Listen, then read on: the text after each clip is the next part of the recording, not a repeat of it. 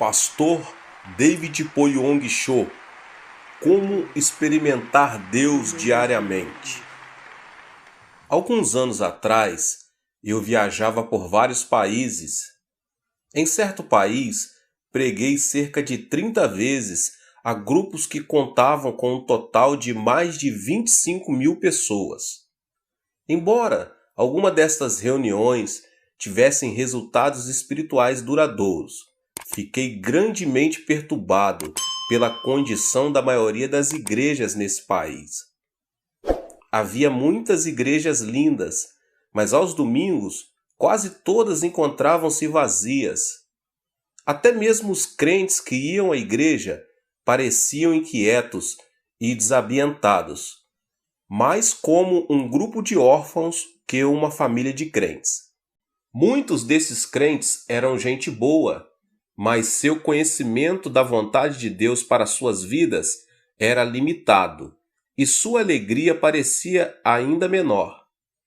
Haviam parado de permitir que Cristo vivesse e vibrasse em suas lidas diárias.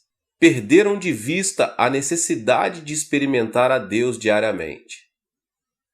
Uma vez que Deus não era uma realidade vibrante em seu viver diário, todos os problemas pareciam maiores. Não estavam continuamente sintonizados com a voz que lhes daria a direção correta. Iluminavam suas vidas cristãs com uma lâmpada de 40 watts. Embora o poder de Deus lhe desse eletricidade suficiente para iluminar seu mundo todo. E tal acontece, muitas vezes, com cada um de nós. Nós, os crentes, temos ouvido com frequência a respeito da graça de Cristo. Esta palavra tinha um conteúdo vivo no começo de nosso viver como crente. Embora ela ainda agrade ao ouvido, há muito ela tem se tornado apenas uma expressão teológica.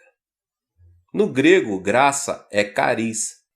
Quando os gregos mais experientes veem um lindo cenário, uma montanha alta e verde com regatos cristalinos, dizem charis. Quando ouvem música de uma beleza que prende a mente, levando às alturas do deleite, dizem charis. Charis refere-se a um elemento especial da beleza natural, nas belas artes, na música e nas lindas canções dos seres humanos. A graça é provida mediante a vida de Cristo na terra e sua morte na cruz. Por meio da aceitação da sua graça, pela fé, Cristo vem a você e o transforma em uma criatura de beleza. Ele muda o seu caráter e, à medida que você lhe permite, ele cria e desenvolve em você uma linda e nova personalidade. Ele pode tornar lindo o seu lar. Ele pode tornar maravilhosa a sua vida. Em Efésios 1:6 lemos: a riqueza da sua graça, que Deus derramou abundantemente sobre nós. Esta é uma graça que não deve ser experimentada apenas uma vez em sua vida, mas em muitas ocasiões. Cerca de 20 anos atrás, minha sogra e eu visitamos uma das piores casas que já vimos. A família que aí residia tinha 10 filhos, mas era destituída de posses materiais. O pai era alcoólatra. Este homem, em certa época, também havia sido viciado em narcótico. Um sobrinho seu, presidente de uma das melhores faculdades médicas da Coreia, fez tudo o que encontrava ao seu alcance para curar o vício do tio, mas não conseguiu. Pôde apenas levá-lo ao modificar o hábito, passando de narcótico para o álcool. Esta mudança, contudo, acarretou uma situação pior. Seu tio, pai de 10 filhos, com o tempo, tornou-se alcoólatra crônico. Bebia desde cedo até tarde da noite. Seus filhos engraxavam sapatos, tentando ganhar dinheiro suficiente para sustentar a família. mas o pai tirava todo o dinheiro que eles ganhavam para comprar bebida em vez de alimento. O dinheiro que o pai porventura ganhava também era usado para o álcool. Sem dinheiro, a família toda vivia como mendigos. Quando tive a oportunidade de falar com a esposa dele a respeito da vida em Jesus Cristo, ela encontrava-se muito triste. Estava magra por causa da má nutrição. Tinha problemas cardíacos e dores estomacais. E seu estado mental era de profunda depressão. Enquanto falava com ela, ela não queria me ouvir. "Quero morrer", respondeu ela. "A melhor coisa que poderia acontecer comigo é a morte. Por causa do amor que tenho à minha família, não cometerei o suicídio. Senhor, seja bom para comigo. Por favor, por que não me mate?" "Eu não vim aqui com a finalidade de matá-la", disse eu com firmeza. "Vim aqui para falar-lhe da graça de Jesus Cristo." "Mas ir para o céu não me importa", respondeu ela. "Não me preocupo com o inferno. Tenho vivido no inferno em minha vida por muito tempo." "Irmã", desafiei-a, "gostaria de ver sua vida mudada? Gostaria de ver seu marido transformado? Gostaria de ver Cristo entrar em seu lar e torná-lo um lugar belo?" "Ah, isso não é possível", exclamou ela. E respondi: "Jesus Cristo veio a fim de dar-lhe sua graça, um dom, e para ganhá-lo você não precisa pagar nada.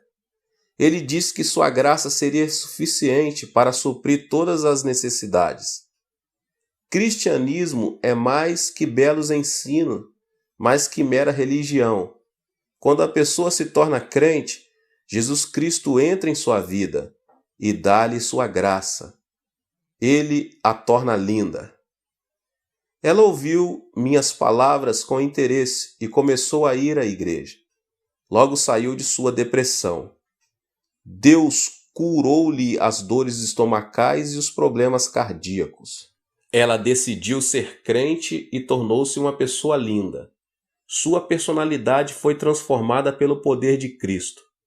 Desta época em diante, minha sogra e eu oramos com ela para que seu marido fosse liberto do alcoolismo. Todos os que ouviam falar que estávamos orando por seu marido riam-se de nós. Muitas vezes, ele próprio ia à igreja a fim de ridicularizar-nos. Contudo, persistíamos em nossas orações a Deus. Sabíamos que a graça de Jesus Cristo podia mudar seus desejos e personalidade. Passaram-se alguns meses. Certa manhã, levantei-me às 4 horas para nossa reunião diária de oração. Depois de apresentar o sermão, todos nós começamos a orar. De súbito, senti-me como se caísse em profundo sono. Parecia que meu espírito estava sendo levado e eu podia ver a glória do céu. Então a voz de Cristo falou ao meu coração: "Meu filho, ouvi suas orações." Fiquei tomado de alegria, corri para minha sogra dizendo: "Mãe, Jesus ouviu nossas orações." Mais tarde, enquanto tomávamos o café da manhã, um dos filhos do alcoólatra veio até minha casa. Em suas mãos, uma mensagem. O pai estava morrendo. Fiquei espantado. Foi naquela manhã que Cristo me havia dado a certeza de que ele ficaria bom. Minha sogra e eu corremos para a casa deles. Lá encontramos um homem próximo à morte. Sua esposa disse-nos tristemente: "Ele tem gritado a noite toda, está morrendo e ameaça matar-nos a todos." Enquanto o ouvia gritar, pude perceber alguma coisa a mais. Ele não morria de verdade.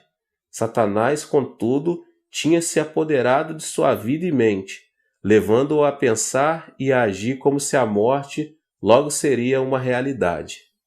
Assim, unimos-nos e oramos, repreendendo o espírito de Satanás.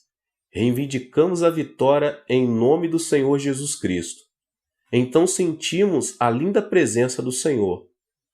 Instantaneamente o homem caiu em um profundo sono. Deixamo-nos a casa crendo em Deus e louvando-o pela vitória. Jesus havia tocado o alcoólatra com sua graça. Desde esse dia, ele não mais tomou uma gota de algum álcool sequer. A graça de Deus começou a fazer dele uma pessoa diferente. Seus amigos começaram a ajudá-lo. Certo amigo deu à família um saco de arroz e o pai trouxe-o para casa em vez de vendê-lo a fim de comprar bebida. Era a primeira vez que ele trazia arroz para casa em 10 anos. A esposa dele ficou tão comovida que começou a chorar. Então ela se lembrou de meu sermão sobre pagar o dízimo. Ela separou a 10ª parte do arroz, mas não se sentia à vontade em dá-la a Deus. Ora, Jesus, argumentava ela, tu sabes que precisamos deste arroz. Compreenderás se não dermos o dízimo dele. Assim, ela colocou a 10ª parte do arroz de volta no saco. De novo, porém, lembrou-se do princípio divino do dízimo e novamente tirou um 10º. Depois de algum tempo, despejou o arroz de volta no saco. Era grande sua luta interior. Às 4 horas da manhã seguinte, com grande esforço, ela separou a 10ª parte do arroz novamente. Saiu de casa e começou a andar a caminho da igreja. Enquanto andava, lágrimas inundavam-lhe os olhos. Não podendo ver a estrada com clareza, tropeçou e caiu muitas vezes. Finalmente chegou para as orações matinais, toda suja e triste. Entregou o arroz, caiu ao chão e chorou. Ela parecia tão triste que me deu vontade de dar-lhe o arroz de volta, mas não o fiz. Ela tinha que aprender os princípios básicos da vida cristã. Tinha que aprender a experimentar a graça de Cristo diariamente. Então oramos juntos e abençoei-a em nome de Jesus. Um mês mais tarde, ela veio correndo à nossa casa. Pastor, pastor, exclamou ela, aconteceu um milagre. O que aconteceu? Perguntei. Ela respondeu alegre. Temos comido daquele saco de arroz por mais de um mês. Esta manhã meu marido perguntou-me como é que eu conseguia alimentar a família com um único saco de arroz. Ele já durou por mais de um mês. Fomos à sua casa para verificar o fato.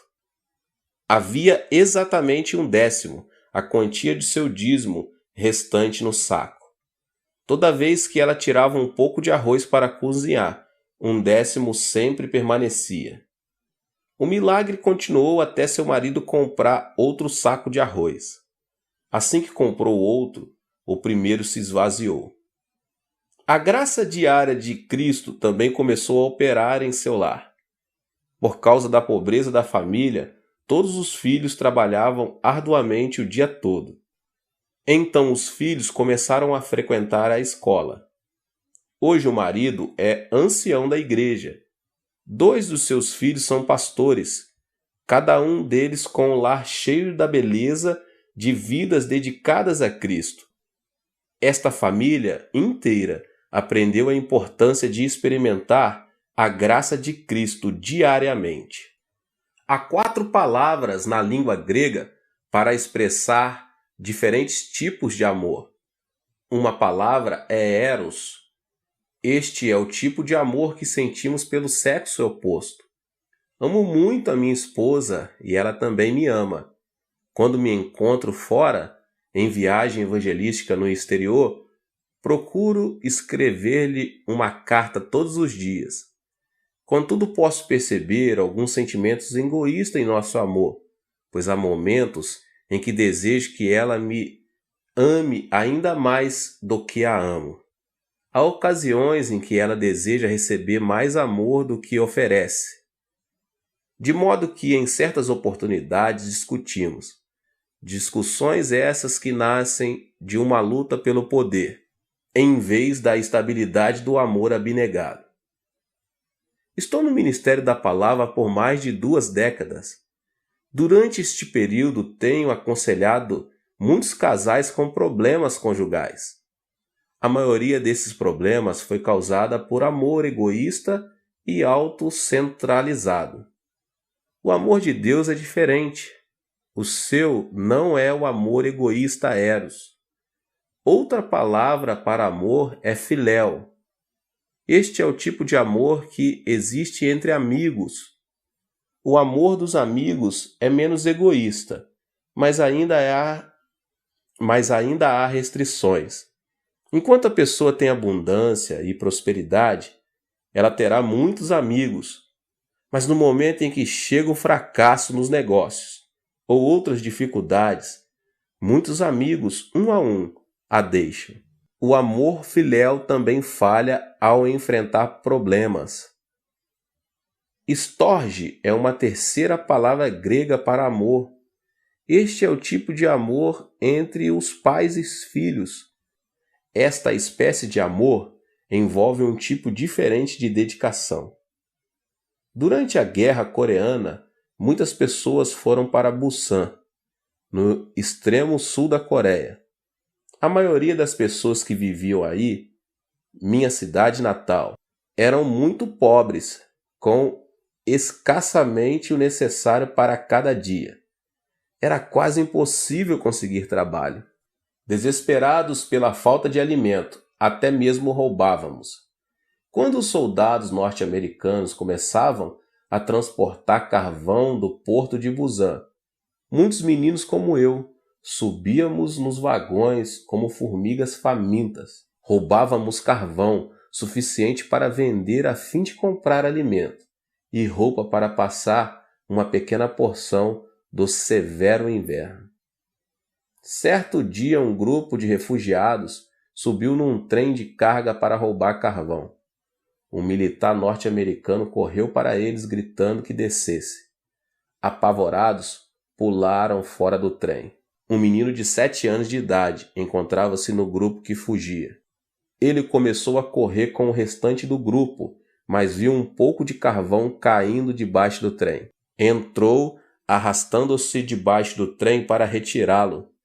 No momento em que ele alcançava o carvão, o trem começou a mover-se. As pessoas que estavam por perto gritaram, mas ninguém ousou salvar o garoto. Então, um senhor de meia-idade correu para debaixo do trem.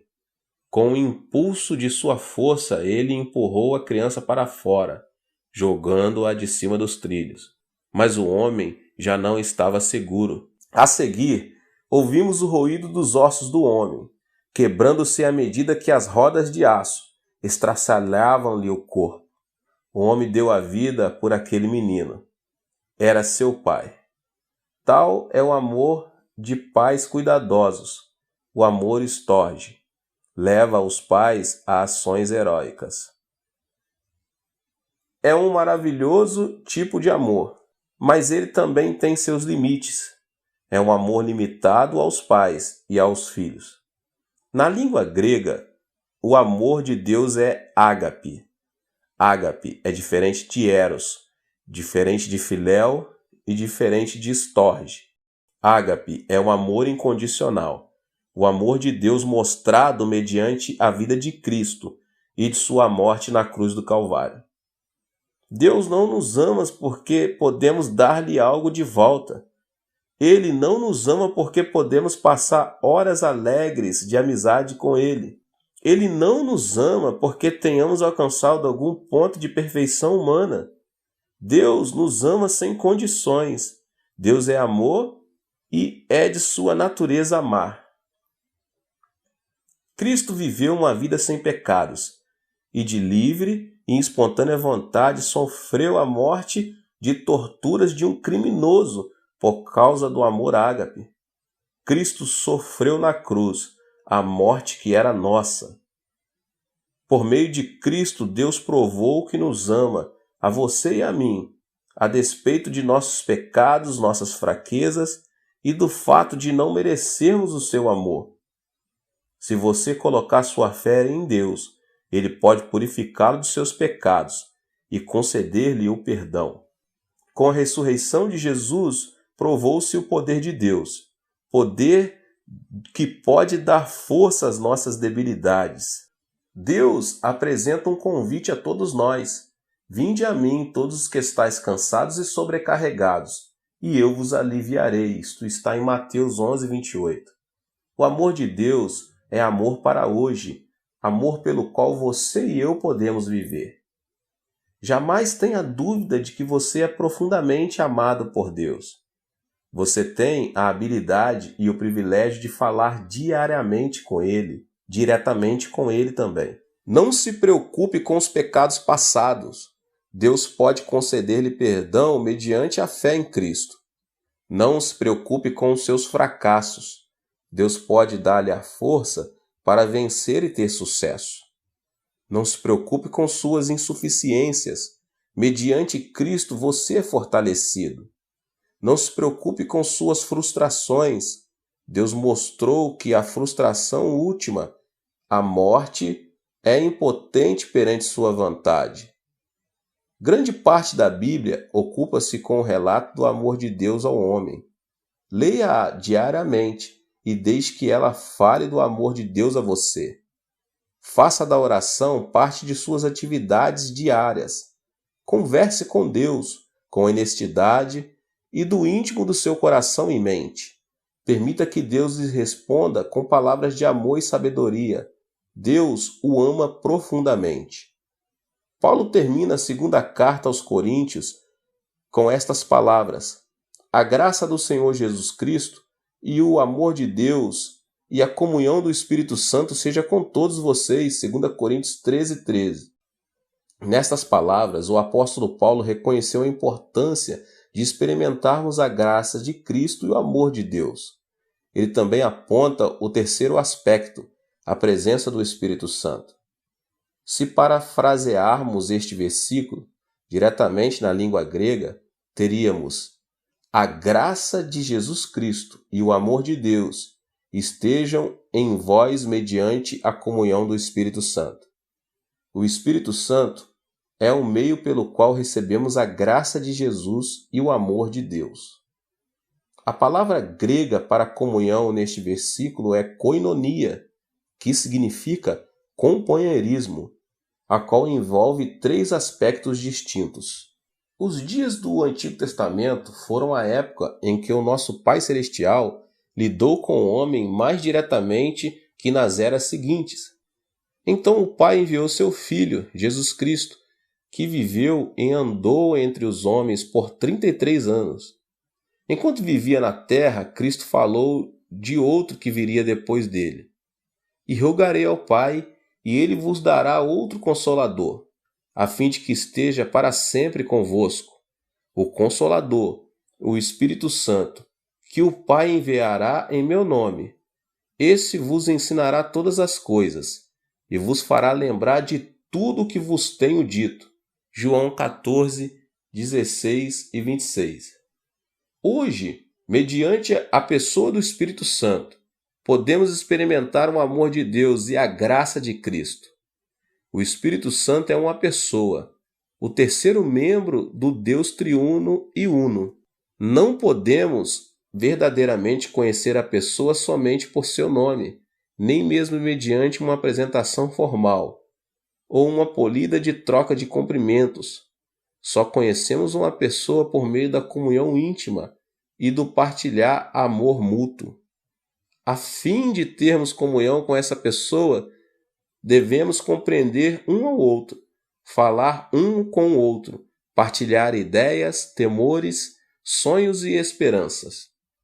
A fim de experimentar Deus diariamente, é preciso que tenhamos este tipo de comunhão com o Espírito Santo. Devemos dar-lhe acolhida em nosso coração, falar com ele sinceramente e desfrutar de sua presença.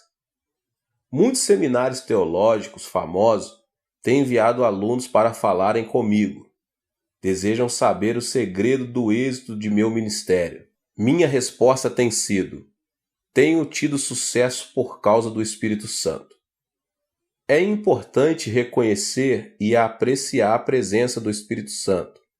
Sempre que subo ao púlpito para pregar, oro: querido Espírito Santo, guie os meus pensamentos e abençoa as palavras que vou falar. Depois eu oro: querido Espírito Santo, abençoa muitos durante este culto. Terminada a pregação, oro dizendo: querido Espírito Santo, obrigado por teu precioso poder. Quando leio a Bíblia, oro: Espírito Santo, ilumina meu coração, ensina-me, faze-me conhecer as verdades de Deus. Receba o Espírito Santo nas atividades diárias da sua vida.